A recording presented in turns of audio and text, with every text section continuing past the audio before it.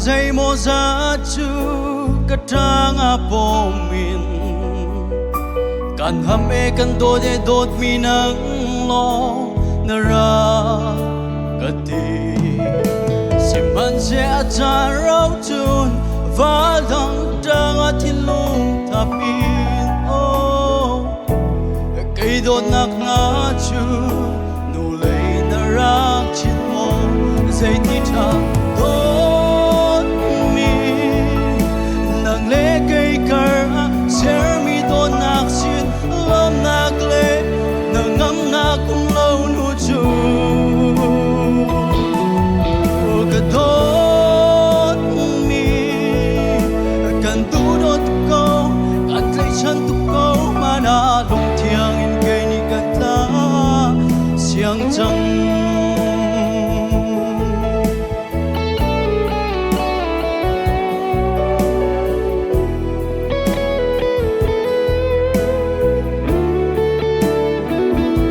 say ti tha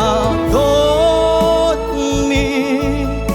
nang le kai kar a ser mi don nak sin lom nak le nang ngam na kum lo nu chu